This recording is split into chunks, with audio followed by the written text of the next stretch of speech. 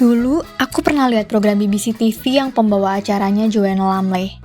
Jadi, dia jalan-jalan ke Jepang gitu. Terus, gara-gara lihat itu, aku jadi punya impian pengen banget ke Jepang. Sampai dari 5 tahun lalu, aku tuh iseng udah bikin itinerary dengan judul Japan Dream. Dan, baru sekarang aku akhirnya mewujudkan Japan Dream versi hemat ala aku.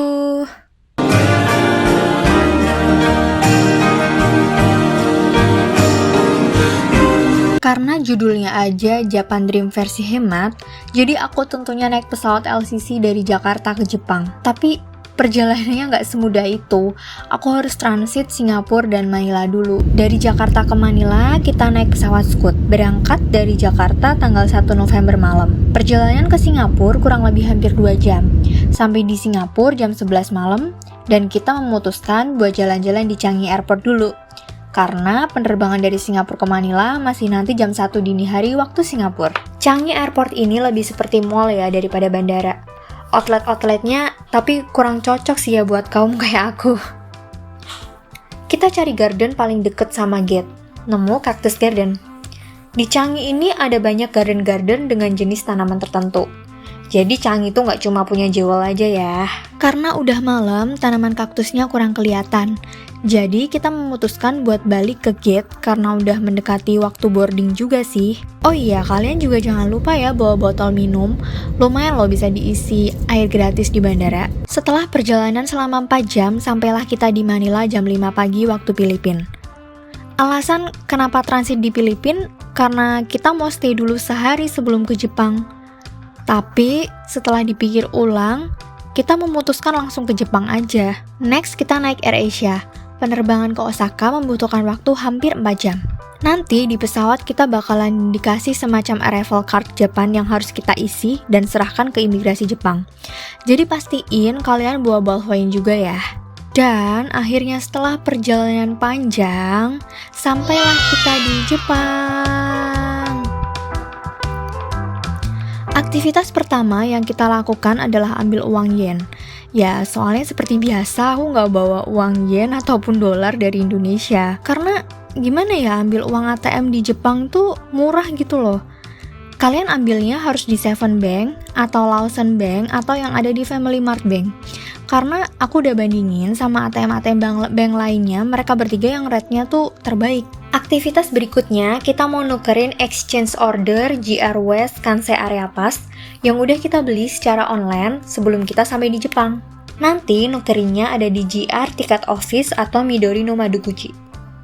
GR West Kansai Area Pass ini memungkinkan kita untuk naik semua kereta GR yang ada di Osaka, Nara, Kyoto, Kobe, Himeji, Otsu, dan Wakayama secara gratis dan unlimited. Selain itu, kita juga bisa naik Haruka Train dari Kansai Airport sampai Osaka dengan gratis loh. Letak tempat penukarannya deket sama railway station di Kansai Airport Terminal 2. Buat kalian yang punya paspor elektronik, bisa nukerinnya di Green Vending Machine ini ya. Jadi nggak usah ke GR Ticket Office. Nanti, exchange order kita bakalan ditukerin sama pas berupa kertas ini ya. Jadi jangan sampai hilang, karena pas ini tuh cuma bisa dikeluarin sekali aja. Pertama-tama, kita mau belanja dulu di Rinku Premium Outlet, karena kita nggak bawa baju banyak yang cocok buat udara dingin gitu. Dari Kansai Airport ke Rinku, kita bisa pakai kereta GR Line atau naik shuttle bus. Nah, kali ini kita putusin pilih naik kereta. Setelah sampai di Rinku Station, kita nukerin uang yen kertas kita ke uang koin pakai mesin penukarannya, karena kita mau pakai koin locker yang ada di Rinku Station. Untuk locker yang besar, itu nanti tuh bisa muat sampai 2 tas carrier, dengan harganya sekitar 500-800 yen. Tapi saranku, cari locker atau luggage storage setelah keluar dari stasiun ya, karena di luarnya itu ternyata harganya tuh lebih murah daripada harga koin locker yang ada di dalam station. Rinku Station ini nyambung sama Rinku Premium Outlet, jadi aksesnya tuh gampang banget. Ini aku salfok ya, kita beneran udah di Jepang. Soalnya ada banyak permainan claw machine dan juga gacha. Terus di sini juga ada biang lala yang gede banget. Dari situ kalian bisa lihat keseluruhan kota Rinku dan Kansai Airport. Terus kenapa sih belanjanya harus di Rinko Premium Outlet gitu? Karena di Rinko Premium Outlet, ini tuh tempat barang-barang branded berkualitas dijual dengan harga sale. Jadi tentunya tuh harganya jauh lebih murah dibanding beli di mall. Selain itu, kita juga bisa dapat tax free 10%.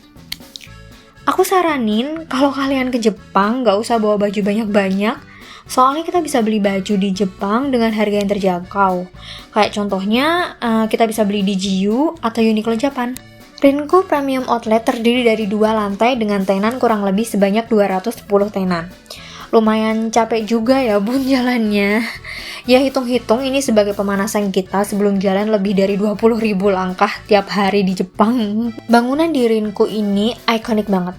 Modelnya semi-outdoor, gaya bangunan Amerika yang ada di deket-deket pelabuhan gitu. Di sini rata-rata semua tenannya tuh kasih sale, apalagi kalau waktu Black Friday. Wah itu bener-bener sale gede-gedean, bisa kalap sih kata aku mah. Kita di Rinko Premium Outlet ini dari terang sampai gelap. Pokoknya sampai kita puas muter-muter dan dapat apa yang kita butuhin. Beres belanja, kita balik ke Rinko Station buat ambil tas di locker. Dan lanjut kita naik kereta ke Osaka. Ini aku mau cobain naik kereta Nankai, soalnya desain keretanya dari luar bagus, dinilainya bulat, kayak private jet. Dan ternyata tuh interiornya juga keren. Karena udah malam, sampai Osaka langsung aja kita ke hotel. Hari ini hari Sabtu weekend, jadi hotel di Osaka tuh mahal-mahal banget, rata-rata lebih dari 1,2 juta. Aku dapetnya hotel di daerah Tengahcaya, tapi tempatnya tuh bersih, nyaman, dan fasilitasnya lumayan lengkap gitu. Rata-rata hotel di Osaka di bawah 1 juta waktu weekend itu modelnya hostel, dormi, kamar mandi luar gitu. Jadi menurutku hotelnya ini tuh dengan harga segitu udah oke banget gitu. Beres bersih-bersih, kita mau cari makan ke Shinsekai sekalian ke Sutenkaku. Dari hotel deket sama bus stop, jadi kita naik bus aja ke Shinsekai-nya. Bus di Osaka ini tuh keren banget gitu, bener-bener tepat waktu, dan supirnya tuh ramah banget. Kalau mau turun di bus stop selanjutnya, cukup menekan tombol yang tersedia di dekat kursi. Kalian nanti bisa bayarnya tuh dengan cash atau IC card, bayarnya nanti ketika kita mau turun ya. Shinsekai ini semacam tempat perbelanjaan, mirip kayak Dotonbori, tapi nggak serame Dotonbori gitu. Waktu sampai di sini udah banyak toko yang tutup, mungkin karena udah hampir jam 10 juga ya. Kita mau makan di Kushikatsu Daruma Dobutsuenmai. Dia jual kusiage dan kushikatsu. Kusiage dan kushikatsu itu salah satu makanan yang terkenal di Kansai gitu. Berupa sate, bisa sate sayur, atau daging, atau sate jamur, atau sate keju yang dilapisi tepung atau pakai tepung panir dan digoreng. Rasanya enak sih, tapi pastiin ya buat teman-teman yang nggak makan babi, tanyain dulu gitu menu yang nggak pakai babi yang mana. Kalau untuk harganya sih jujur ya lumayan ya sebenarnya buat semacam gorengan kayak gini, tapi nggak apa-apa, worth it buat untuk kalian coba. Selain itu kita juga beli takoyaki. Lagi-lagi karena Kansai juga terkenal sama takoyakinya gitu, terutama di Osaka. Aku itu salfok deh, di Kansai itu lambang di masing-masing restorannya tuh keren-keren dong, gode-gode segaban gitu ya. Next kita jalan ke Sutenkaku. Sutenkaku itu salah satu menara terkenal di Osaka dengan ketinggian 103 meter. Tinggi banget tapi nggak tahu kenapa ini lampunya udah dimatiin. Biasanya kalau malam tuh lampunya masih nyala gitu loh. Mungkin karena udah jam 10 malam lebih juga ya. Awalnya kita mau langsung pulang ke hotel, tapi deket stasiunnya yang ada di Shinsekai itu ternyata ada Mega Donki. Jadi ya udahlah kita lanjut belanja cemilan dulu. Mega Donki itu semacam supermarket yang menjual berbagai kebutuhan, sampai ke skincare juga ada, make up juga ada. Dengan harganya tuh yang masih nggak terlalu mahal gitu loh, masih terjangkau. Cabangnya juga ada banyak dan tersebar di berbagai daerah di Jepang. Keesokan harinya, di hari Minggu kita akan ke Nara. Kita naik kereta JR Line yang udah di cover sama JR Pass, jadi nggak keluar uang sama sekali. Tapi sebelumnya kita nitip tas dulu di locker Tennoji Station, karena hari ini kita pindah hotel lagi. Perjalanan dari Tennoji ke Nara kurang lebih membutuhkan waktu selama 40 menit. Keretanya nyaman dan ini penampakan interiornya. Selama di perjalanan pemandangannya bagus, kayak kita main ke desa gitu, soalnya kan Osaka lebih kayak kota yang rame gitu ya. Kita ngelewatin sungai, sawah, hutan-hutan, seru deh pokoknya. Tapi teman-teman tuh tahu nggak, Nara dulu tuh pernah jadi ibu kotanya Jepang loh, di tahun 710 sampai dengan 784, dengan namanya dulu itu adalah Heikyojo. Selama 74 tahun Nara menjadi ibu kota. Namun kemudian tuh pindah ke Tokyo karena alasan politik, dan infonya karena para pendeta Buddha yang cukup ikut campur urusan pemerintahan. Akhirnya setelah perjalanan dari Tennoji ke Nara, kita udah mau sampai di Nara. Sampai di Nara Station, kita mau naik bus ke Nara Park. Bus stopnya tuh ada tepat di depannya Nara Station, jadi gampang banget sih cari busnya. Kalian juga bisa jalan kaki, tapi bakalan butuh waktu sekitar 20 menitan gitu sih buat jalan kaki. Nara tuh terkenal banget sama rusanya. Jadi kayak sepanjang jalan itu banyak plang hati-hati rusa gitu. Kalau ada rusa yang mau nyebrang, pengemudinya tuh harus sabar dan ngalah sama rusa. Dan denger-dengar kalau sampai nabrak dengan sengaja, itu pengemudi bisa dipenjara loh. Kotanya cantik, kayak rasanya adem gitu dan lebih slow ya daripada Osaka. Akhirnya kita sampai juga di Nara Park dan ketemu sama rusa-rusa Nara. Jangan lupa kita juga beli cracker atau kue beras buat dikasih makan ke rusa. Rusa di sini nggak dikasih makan wortel kayaknya ya, soalnya dia doyannya tuh kue beras ini. Tapi ngomongin kue berasnya cukup wangi loh kuenya, tertarik buat nyobain nih aku jadinya. Ini kita mau muterin tamannya karena tamannya tuh bagus banget kayak zen gitu. Dari tamannya kelihatan bukit Wakakusayama. Bisa nongkrong di sini, tapi siap-siap aja pasti disamperin rusa-rusa yang kelaparan. Selain rusa, di taman ini juga ada beberapa gagak. Agak aneh ya buat aku lihat gagak banyak berkeliaran di taman gini. Harga tiket masuk tamannya tuh gratis dan nggak ada jam buka atau jam tutupnya. Tapi nggak asik juga lah kalau kalian kesini malam-malam. Rusanya sendiri tuh ada ratusan rusa liar. Rusanya liar ya, jadi bagaimanapun juga namanya hewan liar, kita tuh harus tetap waspada. Soalnya ada beberapa pengunjung yang diseruduk gitu. Apalagi dari info yang ku baca, di bulan November itu kayak musim kawinnya rusa, makanya rusanya terutama yang jantan tuh jadi lebih agresif gitu. Uniknya rusa di Nara itu mereka tuh mau disuruh ngangguk-ngangguk gitu kalau dikasih kue beras. Salah satu hal yang benar-benar buat aku seneng di taman ini karena bersih, gak ada sampah, dan emang jarang tong sampah juga. Jadi aku saranin kalian bawa kantong sampah sendiri ya kalau di Jepang. Karena tempat sampah tuh jarang ada, jadi kalian harus kumpulin dan bawa sampah kalian tuh sampai nemu tempat sampah. Di Nara ini autumn foliage-nya masih belum terlalu kelihatan. Cuma beberapa pohon udah ada yang berubah warna dari warna hijau jadi kuning atau merah.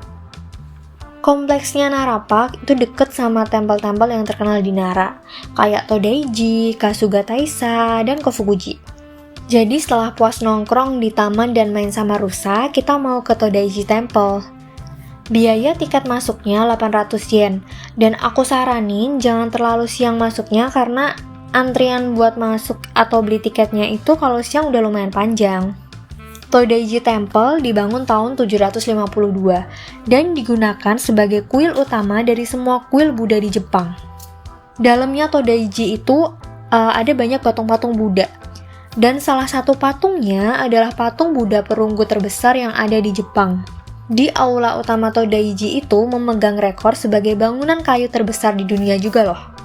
Setelah selesai keliling temple, kita bisa cuci tangan di luarnya. Lanjut, kita muter-muter lagi di sekitar Todaiji Temple. Di deket sini juga ada Kasuga Taisha, tapi kita memutuskan nggak kesana karena lumayan capek gitu naik tangganya.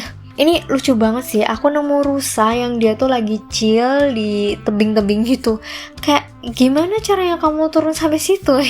Selanjutnya, kita jalan kaki mau ke Kofukuji Temple. Suhu di sini sekitar 17 derajat, tapi matahari tuh bersinar cukup terang. Jadi rasanya kayak pengen beli es krim dulu gitu. Kita memutuskan beli es krim vanilla matcha. Rasanya enak sih, sesuai lah sama harganya 500 yen. Setelah sampai di Kofukuji Temple, ternyata dia lagi renovasi. Jadi kita mutusin buat gak masuk dan lihat dari luar aja lah ya. Karena perut udah lapar, jadi kita mau ke daerah Naramachi buat ke Hiraso Sushi. Hiraso Sushi itu jual kakinoha sushi.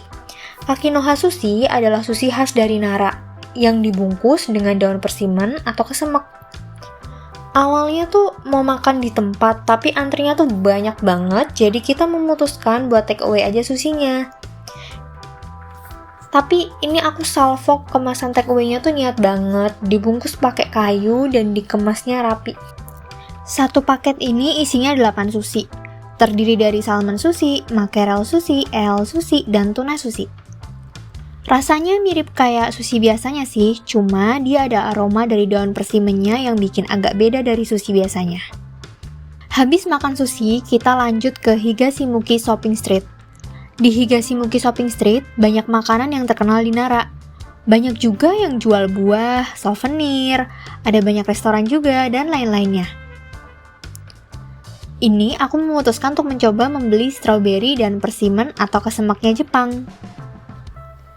Terus selanjutnya kita ke Nakatanido yang menjual ryomogi atau kusamochi. Dan ini terkenal banget ya, kalian pasti udah pernah lihat entah di YouTube atau TikTok. Karena toko mochi ini masak mochinya itu secara live gitu. Jadi pembeli bisa nonton proses pembuatannya, ya meskipun agak berdesakan ya, karena hampir semua orang kesini tuh pengen lihat, plus videoin dari mulai adonan mochinya ditumbuk-tumbuk, terus adonannya dimasukin ke mesin cetaknya.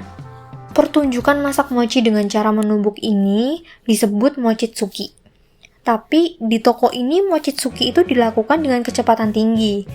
Dulu awal mulanya mereka menang lomba mochitsuki nasional di Jepang tahun 2005 dan 2006.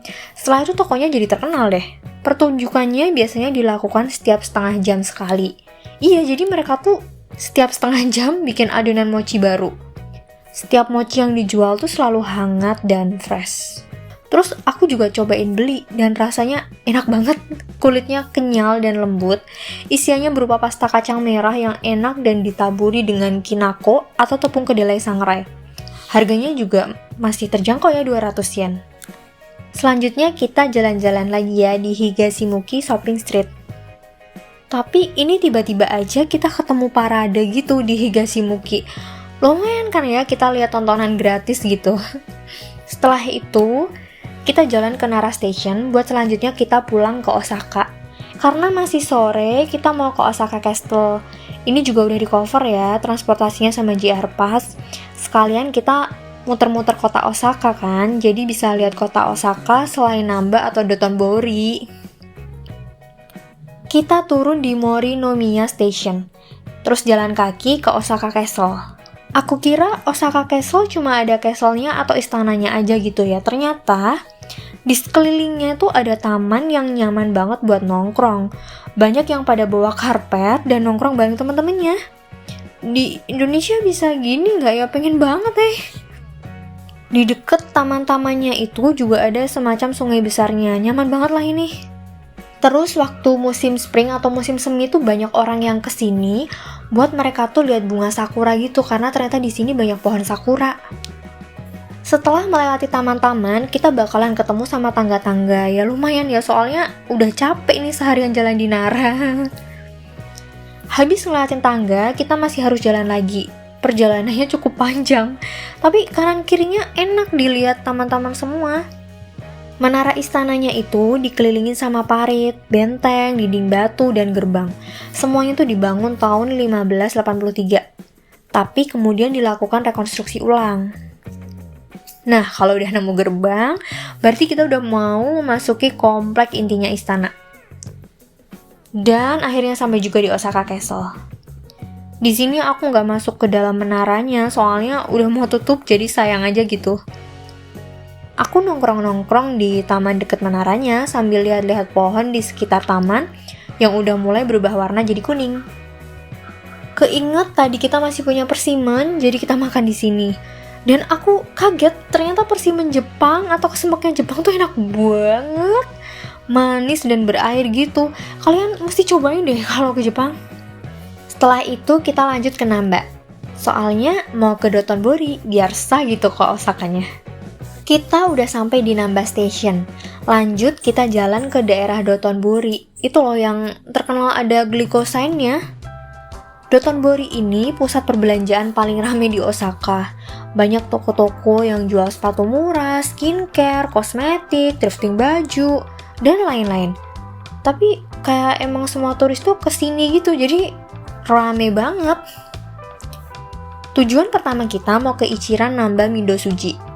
Ya meskipun antrinya panjang dan melingkar dari di bawah tangga sampai ke atas tangga, tapi ya udah tetap kita jalanin lah ya.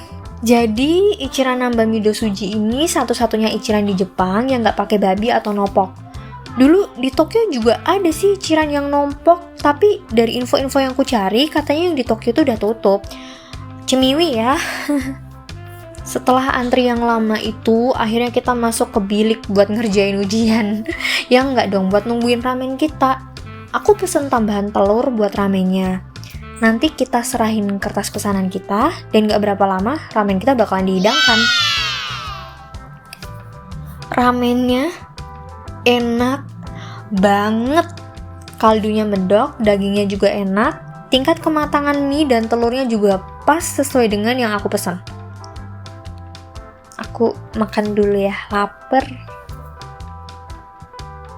Waktu pulangnya tuh aku sampai beli kemasan Ichiran nopok yang bisa dibawa pulang ke Indonesia loh. Selanjutnya kita ke Glycosine dan menikmati Dotonbori Japan. Puas di Dotonbori, setelah itu kita ambil tas di locker dan pulang ke hotel. Hari ini kita hotelnya pindah karena hotel kemarin gak ready kamarnya di tanggal hari ini. Kita menginap di Miro Hotel Momodani Konmai. Sorry kalau salah bacanya. Kamarnya ala tatami kayak di kartun Doraemon atau Maruko-chan. Seru banget, aku jadi bisa ngerasain kayak gimana sih tidur di tatami Jepang itu. Ruangannya bersih dan fasilitasnya lengkap. Check-in-nya juga mudah karena nanti dari hotelnya bakalan chat kita dan kirimin password pintu utama dan password kamar. Jadi nggak perlu ketemu resepsionis hotel. Ya udah, hari ini udah lelah banget. Kita muterin Nara dan Osaka. Tungguin cerita selanjutnya di Kyoto, Toyama Tateyama, Matsumoto, Fujikawa Gujiko, Kamakura, dan Tokyo ya. Pamit tidur dulu, dah. Assalamualaikum.